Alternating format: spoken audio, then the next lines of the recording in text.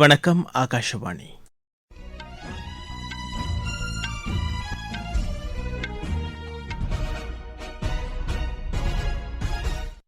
செய்திகள் வாசிப்பவர் முகமது. தலைப்புச் செய்திகள்: டெல்லி, ஹரியானா, மகாராஷ்டிரா, கர்நாடகா ஆகிய மாநிலங்களுக்கு அறிவிக்கப்பட்டுள்ள புதிய ரயில் பாதை திட்டங்கள் சரக்கு போக்குவரத்தை மேம்படுத்தும் என்று பிரதமர் திரு நரேந்திர மோடி கூறியுள்ளார்.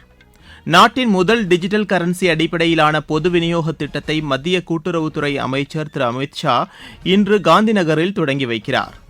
வெளியுறவுத்துறை அமைச்சர் டாக்டர் எஸ். ஜெய்சங்கர் ஜெர்மனி வெளியுறவுத்துறை அமைச்சர் திரு ஜோஹன்னன் வேடஃபுல்லை சந்தித்து பேசினார்.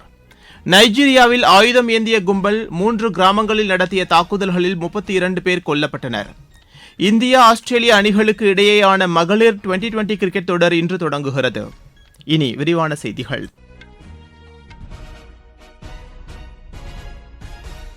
டெல்லி, ஹரியானா, மகாராஷ்டிரா மற்றும் கர்நாடகா ஆகிய மாநிலங்களின் பல்வேறு மாவட்டங்களை உள்ளடக்கிய 3 கூடுதல் ரயில் பாதை திட்டங்களுக்கு அமைச்சரவை ஒப்புதல் அளித்துள்ளது குறித்து பிரதமர் திரு நரேந்திர மோடி மகிழ்ச்சி தெரிவித்துள்ளார். இந்த திட்டங்கள் ரயில்வே உட்கட்டமைப்பை வலுப்படுத்துவதுடன் சரக்கு போக்குவரத்து செலவை குறைக்கும் என்றும் இளைஞர்களுக்கு புதிய வேலைவாய்ப்புகளை உருவாக்கும் என்றும் அவர் சமூக வலைதளத்தில் குறிப்பிட்டுள்ளார். ஹைதராபாத் பனாஜி பொருளாதார வழித்தடத்தில் உள்ள குடபெல்லூர் முதல் மெஹபூப் நகர் வரையிலான தேசிய நெடுஞ்சாலை 167 அகலப்படுத்தும் முடிவையும் பிரதமர் வரவேற்றுள்ளார். இந்த நடவடிக்கை பொருளாதார வளர்ச்சியை ஊக்குவிப்பதோடு வேலைவாய்ப்புகளை உருவாக்கி மக்களின் வாழ்க்கை தரத்தை மேம்படுத்தும் என திரு மோடி கூறியுள்ளார். கோபூர் மற்றும் நுமலிகர் இடையே 4 வழிச்சாலை கொண்ட பசுமை வழி பாதையை அமைக்க அமைச்சரவை ஒப்புதல் அளித்துள்ளதாக பிரதமர் தெரிவித்துள்ளார். இதில் பிரம்மபுத்திரா ஆற்றின் அடியில் இந்தியாவின் முதல் நீருக்கடியிலான சாலை மற்றும் ரயில் சுரங்கப்பாதை அமைய உள்ளது குறிப்பிடத்தக்கது. இந்த உருமாற்ற திட்டம் அசாம் மற்றும் ஒட்டுமொத்த வடகிழக்கு மாநிலங்களின் இணைப்பை மேம்படுத்தி போக்குவரத்து செலவை குறைப்பதோடு வளர்ச்சியடைந்த இந்தியா என்ற இலக்கை நோக்கி பிராந்திய வளர்ச்சியை விரைவுபடுத்தும் என்றும் அவர் கூறியுள்ளார். மேலும் நொய்டா செக்டார் 142 முதல் பொட்டானிக்கல் கார்டன் வரை மெட்ரோ ரயில் விரிவாக்க திட்டத்திற்கும் அமைச்சரவை ஒப்புதல் அளித்துள்ளது நொய்டாவின் வளர்ச்சி பயணத்திற்கு புதிய வேகத்தை கொடுக்கும் என்றும் போக்குவரத்து நெரிசலை கணிசமாக குறைக்கும் என்றும் திரு மோடி கூறியுள்ளார். நாட்டின் முதல் டிஜிட்டல் கரன்சி அடிப்படையிலான பொது விநியோக திட்டத்தை மத்திய கூட்டுறவுத்துறை அமைச்சர் திரு அமித் ஷா இன்று காந்திநகரில் தொடங்கி வைக்கிறார். குஜராத் அரசால் முன்னெடுக்கப்பட்டுள்ள இந்த முயற்சி பொது விநியோக திட்டத்தின் கீழ் உணவு தானியங்கள் வெளிப்படைத்தன்மையுடனும் விநியோகிக்கப்படுவதை உறுதிப்படுத்தும் என்று மாநில அரசு தெரிவித்துள்ளது. இதன் மூலம் பொது விநியோக திட்டத்திற்காக ரிசர்வ் வங்கியால் அங்கீகரிக்கப்பட்ட டிஜிட்டல் டோக்கன்களை பயன்படுத்தும் நாட்டின் முதல் மாநிலமாக குஜராத் உருவெடுத்துள்ளது. இந்த முன்னோடி திட்டத்தின் கீழ் அகமதாபாத், சூரத், ஆனந்த் மற்றும் வல்சாட் ஆகிய மாவட்டங்களைச் சேர்ந்த 26,000க்கும் மேற்பட்ட குடும்பங்கள் பயன்பெறுவார்கள். மியூனிக் பாதுகாப்பு மாநாட்டின் ஒரு பகுதியாக வெளியுறவுத்துறை அமைச்சர் டாக்டர் எஸ். ஜெய்சங்கர் நேற்று ஜெர்மன் வெளியுறவுத்துறை அமைச்சர் திரு ஜோஹன் வேடஃபுல்லை சந்தித்து பேசினார். இதுகுறித்து சமூக வலைதளத்தில் பதிவிட்டுள்ள திரு ஜெய்சங்கர், இந்த சந்திப்பின் போது பல்வேறு துறைகளில் இரு நாடுகளுக்கும் இடையிலான ஒத்துழைப்பின் முன்னேற்றம் குறித்து ஆய்வு செய்ததாகவும் பிராந்திய அளவிலான முக்கிய பிரச்சினைகள் குறித்து விவாதித்ததாகவும் தெரிவித்துள்ளார்.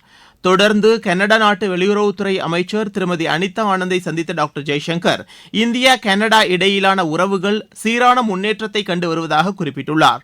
மேலும் செக் குடியரசின் துணை பிரதமரும் வெளியுறவுத்துறை அமைச்சருமான டாக்டர் பீட்டர் ஃபியாலாவையும் சந்தித்த திரு ஜெய்சங்கர், இரு நாடுகளுக்கும் இடையே பொருளாதார மற்றும் பாதுகாப்பு துறைகளில் ஒத்துழைப்பை வலுப்படுத்துவது குறித்து விரிவாக விவாதித்தார். மத்திய நிதியமைச்சர் திருமதி நிர்மலா சீதாராமன் ஜெர்மனியின் மியூனிக் நகரில் நேற்று அந்நாட்டின் பவேரியா மாகாணத்தின் அமைச்சர் திரு எரிக் ஃபீஸ்வெங்கரை சந்தித்து பேசினார். இந்த ஆண்டு ஜனவரி மாதம் ஜெர்மனி அதிபர் இந்தியாவுக்கு மேற்கொண்ட சமீபத்திய பயணத்தின் தொடர்ச்சியாக இரு நாடுகளுக்கும் இடையே தொடர்ந்து மேம்பட்டு வரும் ஆழமான ஒத்துழைப்பு குறித்து இரு தலைவர்களும் விவாதித்ததாக சமூக வலைதளத்தில் மத்திய அமைச்சர் தெரிவித்துள்ளார். சமீபத்தில் முடிவடைந்த இந்தியா ஐரோப்பா இடையிலான தடையற்ற வர்த்தக ஒப்பந்தம் குறித்தும் அவர்கள் ஆலோசித்தனர். பசுமை மற்றும் நிலையான ஒத்துழைப்பு ஒப்பந்தம் மூலம் காலநிலை நிதி பெறுவதற்கான வழிகள் மற்றும் இரு நாடுகளிலும் மறுசுழற்சி தொழிற்துறைகளில் கடைபிடிக்கப்படும் சிறந்த நடைமுறைகளை பகிர்ந்து கொள்வது குறித்தும் இந்த சந்திப்பில் விரிவாக விவாதிக்கப்பட்டதாக செய்திகள் தெரிவிக்கின்றன. நீங்கள் கேட்டுக்கொண்டிருப்பது ஆகாஷ்வாணியின் செய்தி அறிக்கை. மக்கள் போற்றும் மத்திய பட்ஜெட். தமிழகத்தின் ரயில் மேம்பாட்டு திட்டங்களுக்கு 7,611 கோடி ரூபாய் நிதி ஒதுக்கீடு. சென்னையிலிருந்து ஹைதராபாத் மற்றும் பெங்களூருவுக்கு புல்லட் ரயில் வழித்தடம். தென்னை விவசாயிகளுக்கான ஊக்குவிப்பு திட்டம், ஆதிச்சநல்லூரில் சர்வதேச தரத்திலான கலாச்சார மையம், பொதிகை மலையில் மலையேற்றத்திற்கான வழித்தடம், பழவேற்காடு ஏரியில் பறவைகள் காட்சி மையம், மாவட்டம் தோறும் மகளிர் விடுதிகள். தமிழகம் மட்டுமின்றி நாடே போற்றும் மத்திய பட்ஜெட். வளர்ச்சியடைந்த இந்தியாவிற்கான பயணத்தில் மோடி அரசு தொடரும் சீர்திருத்த நடவடிக்கைகள். நாடு முழுவதும் இன்று மகா சிவராத்திரி மிகுந்த பக்தி பெருக்குடன் கொண்டாடப்பட்டு வருகிறது. சிவபெருமானின் பக்தர்களுக்கு மிகவும் புனிதமான நிகழ்வுகளில் ஒன்றாக கருதப்படும் இந்நாளில் பக்தர்கள் விரதமிருந்து சிறப்பு பிரார்த்தனைகளை மேற்கொண்டு வருகின்றனர். நாடு முழுவதிலும் உள்ள சிவன் கோவில்களில் இரவு முழுவதும் நடைபெறும் சிறப்பு வழிபாடுகளில் லட்சக்கணக்கான பக்தர்கள் பங்கேற்க உள்ளனர். இந்நாளையொட்டி ஆயிரக்கணக்கான பக்தர்கள் புனித தலங்களில் நீராடி வருகின்றனர். தமிழகத்தின் கோயம்புத்தூரில் இன்று நடைபெறவுள்ள மகா சிவராத்திரி விழாவில் மத்திய பாதுகாப்புத்துறை அமைச்சர் திரு ராஜ்நாத் சிங் சிறப்பு விருந்தினராக பங்கேற்கிறார். அவருடன் மத்திய இணையமைச்சர் டாக்டர் எல் முருகன் மற்றும் மகாராஷ்டிர முதல்வர் திரு தேவேந்திர பட்னாவிஸ் உள்ளிட்ட முக்கிய பிரமுகர்கள் கலந்து கொள்கின்றனர். இதையொட்டி அங்கு பலத்த பாதுகாப்பு ஏற்பாடுகள் செய்யப்பட்டுள்ளன. கேரள மாநிலத்தின் இறுதி வாக்காளர் பட்டியல் வரும் 21ஆம் தேதி வெளியிடப்படும் என்று மாநில தலைமை தேர்தல் அதிகாரி திரு ரத்தன் யூ கேல்கர் தெரிவித்துள்ளார்.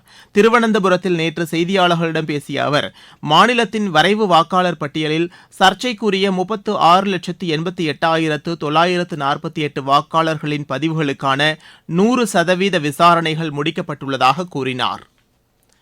மும்பை முலன் பகுதியில் மெட்ரோ வழித்தடம் 4 நேற்று நடைபெற்ற விபத்தை தொடர்ந்து நிர்வாக பொறியாளர் திரு சத்யஜித் சால்வேயை உடனடியாக பணியிடை நீக்கம் செய்ய மகாராஷ்டிர மாநில துணை முதல்வர் திரு ஏக்நாத் ஷிண்டே உத்தரவிட்டுள்ளார். இந்த விபத்தில் ஒருவர் உயிரிழந்தார் மற்றும் 3 காயமடைந்தனர். உயிரிழந்தவரின் குடும்பத்தினருக்கு தனது இரங்கலை தெரிவித்துள்ள திரு ஷிண்டே, காயமடைந்தவர்களின் மருத்துவ செலவுகளை மும்பை பெருநகர பிராந்திய மேம்பாட்டு ஆணையம் ஏற்கும் என தெரிவித்துள்ளார். மெட்ரோ ரயில் திட்ட கட்டுமானத்தின் போது பாலம் சரிந்து விழுந்தது குறித்து உயர்மட்ட விசாரணை உத்தரவிடப்பட்டுள்ளதாகவும் அவர் கூறியுள்ளார். முதற்கட்ட விசாரணையின் அடிப்படையில் பொறுப்பற்ற முறையில் செயல்பட்டதற்காக ஒப்பந்த நிறுவனத்திற்கு 5 கோடி ரூபாய் அபராதமாக விதிக்கப்பட்டுள்ளது. ஆப்பிரிக்க நாடான நைஜீரியாவின் வடமத்திய பகுதியில் நேற்று 3 கிராமங்களை குறிவைத்து ஆயுதம் ஏந்திய கும்பல் நடத்திய தாக்குதல்களில் 32 பேர் கொல்லப்பட்டுள்ளனர். நைஜர் மாநிலத்தின் போர்கு பகுதியில் உள்ள துங்கா, மேகரி, கொன்சோகோ மற்றும் பிசா ஆகிய இடங்களை இலக்காக கொண்டு இந்த தாக்குதல் நடத்தப்பட்டன. அந்நாட்டின் வடக்கு பகுதியில் மத அடிப்படைவாத தீவிரவாதிகள் மற்றும் கடத்தல் கும்பல்களால் தொடர்ந்து பாதுகாப்பற்ற நிலை தொடர்கிறது. சில வாரங்களுக்கு முன்பு குவாரா என்ற இடத்தில் 162 பேர் கொல்லப்பட்ட நிலையில் தற்போது இந்த தாக்குதல் நடந்துள்ளது. பங்களாதேஷ் பொதுத் தேர்தலில் பங்களாதேஷ் தேசிய கட்சி அமோக வெற்றி பெற்றதை தொடர்ந்து புதிதாக தேர்ந்தெடுக்கப்பட்ட நாடாளுமன்ற உறுப்பினர்கள் வரும் செவ்வாய்க்கிழமை பதவியேற்க உள்ளனர். இதன் பிறகு பங்களாதேஷ் தேசிய கட்சியின் நாடாளுமன்ற கட்சித் தலைவரை தேர்ந்தெடுக்கும் கூட்டம் நடைபெறவுள்ளது. இந்தியா ஆஸ்திரேலியா அணிகளுக்கு இடையேயான மகளிர் 2020 கிரிக்கெட் தொடர் இன்று தொடங்குகிறது. இரு அணிகளுக்கு இடையிலான முதல் ஆட்டம் பிற்பகல் மணி 1:45க்கு சிட்னியில் தொடங்குகிறது. இந்த ஆண்டு இங்கிலாந்தில் நடைபெறவுள்ள மகளிர் 2020 உலகக்கோப்பை கிரிக்கெட் போட்டிக்கு முன்னதாக நடைபெறும் இந்த போட்டி இந்திய அணிக்கு நல்ல பயிற்சி களமாக அமையும் என எதிர்பார்க்கப்படுகிறது. உலகக்கோப்பை 2020 கிரிக்கெட் போட்டியில் இந்தியா இன்று பாகிஸ்தானை எதிர்கொள்கிறது. இந்த போட்டி கொழும்புவில் இரவு 7 மணிக்கு தொடங்க உள்ளது. புரோ ஹாக்கி லீக் போட்டியில் இந்தியா இன்று அர்ஜென்டினாவை எதிர்கொள்கிறது. இந்த போட்டி இன்றிரவு மணி 7:30க்கு ரூர்கேலாவில் தொடங்குகிறது. முன்னதாக நேற்று நடைபெற்ற ஆட்டத்தில் பெல்ஜியம் 4-2 என்ற கோல் கணக்கில் இந்தியாவை வென்றது. சென்னை சர்வதேச டேபிள் டென்னிஸ் போட்டியின் கலப்பு இரட்டையர் பிரிவில் இந்தியாவின் ஹர்மித் தேசாய், யசஸ்வினி கோர்படே இணை இறுதி ஆட்டத்தில் இன்று ருமேனியாவின் எட்வர்ட் பெர்னாடே இணையை எதிர்கொள்கிறது. ISL கால்பந்து போட்டியில் மோகன் பகான் அணி 2-0 என்ற கோல் கணக்கில் கேரள அணியை வென்றது. கோவா காசி அணிகளுக்கு இடையே நடைபெற்ற ஆட்டம் 1-1 என்ற கோல் கணக்கில் சமநிலையில் முடிந்தது. மீண்டும் தலைப்புச் செய்திகள். டெல்லி, ஹரியானா, மகாராஷ்டிரா, கர்நாடகா ஆகிய மாநிலங்களுக்கு அறிவிக்கப்பட்டுள்ள புதிய ரயில் பாதை திட்டங்கள் சரக்கு போக்குவரத்தை மேம்படுத்தும் என்று பிரதமர் திரு நரேந்திர மோடி கூறியுள்ளார். நாட்டின் முதல் டிஜிட்டல் கரன்சி அடிப்படையிலான பொது விநியோக திட்டத்தை மத்திய கூட்டுறவுத்துறை அமைச்சர் திரு அமித் ஷா இன்று காந்திநகரில் தொடங்கி வைக்கிறார். வெளியுறவுத்துறை அமைச்சர் டாக்டர் எஸ் ஜெய்சங்கர் ஜெர்மனி வெளியுறவுத்துறை அமைச்சர் திரு ஜோஹன் வாடெஃபுல்லை சந்தித்து பேசினார்.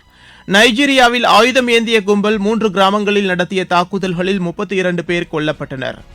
இந்திய ஆஸ்திரேலிய அணிகளுக்கு இடையேயான மகளிர் 2020 கிரிக்கெட் தொடர் இன்று தொடங்குகிறது. இத்துடன் இந்த செய்தி அறிக்கை நிறைவடைகிறது.